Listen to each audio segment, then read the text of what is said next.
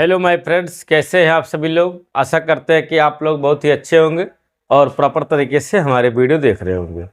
दोस्तों देखिए, आज की जो वीडियो है आपके लिए है, आपको जानना ज़रूरी है और सबको जानना ज़रूरी है। आज हम बात करेंगे, अगर कोई व्यक्ति हथियार रखा है या हथियार रखना चाहता है और उसको लाइसेंस की आवश्यकता है, तो क्या बिना लाइसेंस के भी हथियार रखा जा सकता है। दूसरी बात, लाइसेंस रखने और यूज करने की क्या प्रक्रिया है, किस तरह से लाइसेंस रखा जाता है, और बताएंगे कि आर्म एक्ट का सेक्शन 3 क्या कहता है।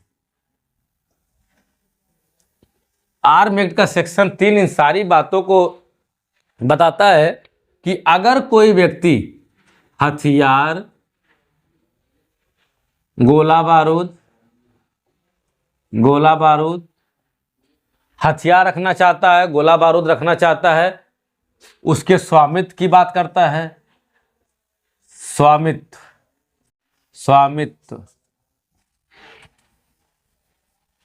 की बात, हथियार रखना चाहता है, गोला बारूद, स्वामित्व की बात, उसके उपयोग और नियंत्रण। देखिए, अगर कोई व्यक्ति जो हथियार रखना चाहता है, गोला बारूद रखना चाहता है, उसके स्वामित्व की बात करता है, मतलब रखने की बात करता है, उसके उपयोग की बात करता है, इन सबको नियंत्रण करने का मामला किसको दिया गया है? सेक्शन 3 को, आर्म एक्ट को। यह आर्म एक्ट 1959 में आया था, 1959 में, ठीक। आर्म एक्ट 1959 की धारा 3 के अनुसार अगर कोई व्यक्ति हथियार, गोला बारूद रखने की बात करता है, उसके नियंत्रण कौन करता है? सेक्शन 3 करता है, आर्म एक्ट का। तो आज हम आर्म एक्ट के बारे में चर्चा करेंगे कि कोई व्यक्ति हथियारों व गोला बारूद को रखने, प्राप्त करने या फिर उसको उपयोग करने के जो प्रक्रियाओं का पालन कराता है, सेक्शन 3 करता है। अब इसमें सब क्लास करके दिए गए हैं, तो पारी पारा सब समझेंगे कि इसका क्या प्रावधान है। देखिए, आर्म एक्ट का सेक्शन 3 का सब क्लास 1, 3 का सब क्लास 1 कहता है कि अगर आपको लाइसेंस रखना है, अगर आपको हथियार रखना है तो लाइसेंस की आवश्यकता पड़ेगी। लाइसेंस, यही मेन सेक्शन है 3 का सब क्लास 1।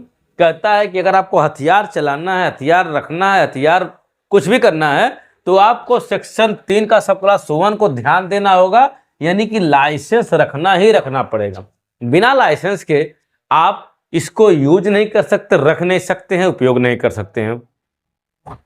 अगर बिना लाइसेंस के कोई व्यक्ति गोला बारूद, बंदूक वगैरह रखता है तो उसके खिलाफ कानूनी कार्रवाई हो सकती है, और बिना लाइसेंस के रख नहीं सकता है। दूसरी बात, जो लाइसेंस जारी होता है इसी के अंतर्गत जारी होता है, सेक्शन 3 का सब क्लास 1 के तहत लाइसेंस जारी किया जाता है। देखिए, अगर बिना लाइसेंस का हथियारों का कोई गलत या अनधिकृत उपयोग करता है तो सेक्शन 3 के सब क्लास 1 के तहत उसको दंडित करने का प्रावधान किया गया है। उदाहरण के तौर पर मान लीजिए आपको हथियार रखना है, हथियार लेना है। अगर आपको हथियार लेना है तो उसके पहले क्या करना होगा? आपको आवेदन करना होगा। आपको हथियार रखने के लिए, लेने के लिए क्या करना होगा? आवेदन रखना होगा। आवेदन के बाद पुलिस अथॉरिटी की जांच होगी। पुलिस बाकायदे क्या करेगी? जांच करेगी, उसकी हर एक प्रक्रिया होगी। और लाइसेंस अथॉरिटी जो होगी, लाइसेंस अथॉरिटी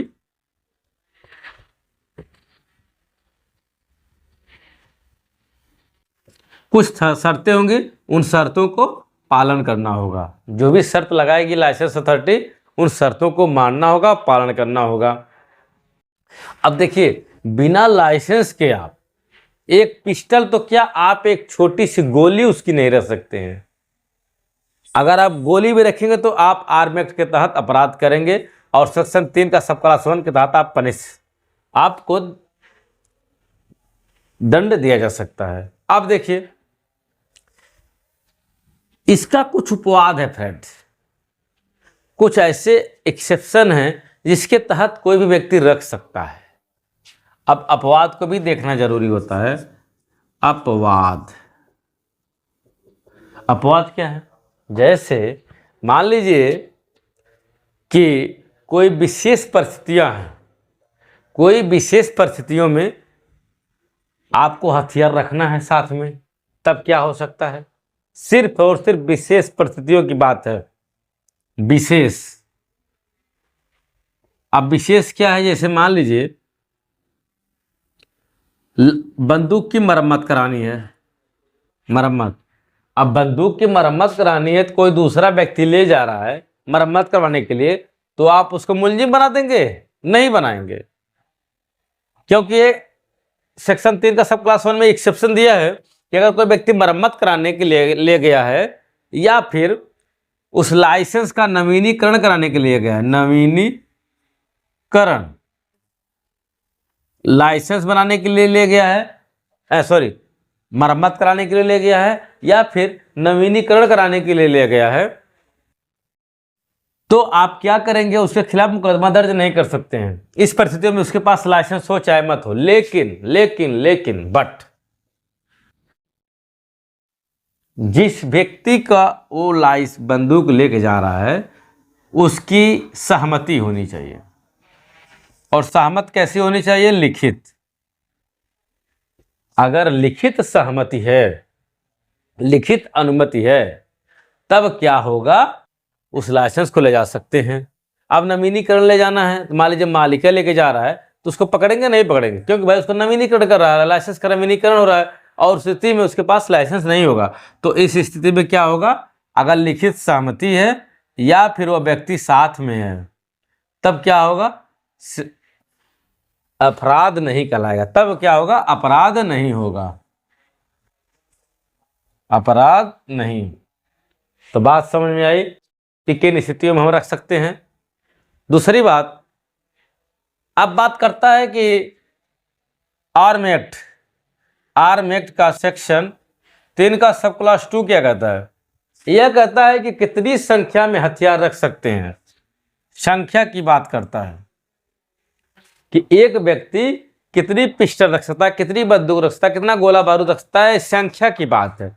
तो देख लीजिए सेक्शन 3 का सब क्लास 2 कहता है कि एक व्यक्ति के पास 2 ही हथियार हो सकते हैं। कितना?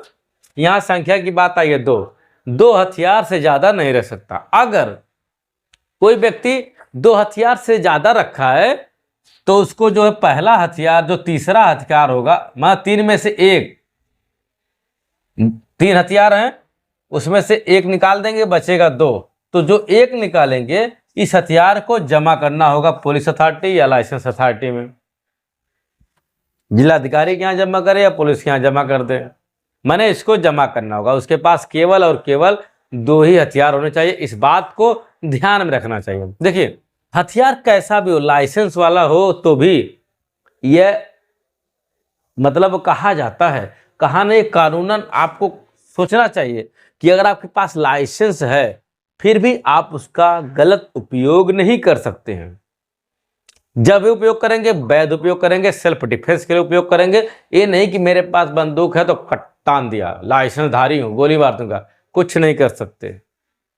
अगर आपके पास बंदूक भी है तो आप गलत तरीके से यूज नहीं कर सकते हैं। तो फ्रेंड्स आज की वीडियो में फिलहाल इतना ही, छोटी सी जानकारी थी। अगर आपको पसंद आई हो तो चैनल को जरूर सब्सक्राइब करिएगा। मिलते हैं किसी अन्य वीडियो में। तो अगले चैनल पर नए हैं तो सब्सक्राइब करके जाइए। बाय।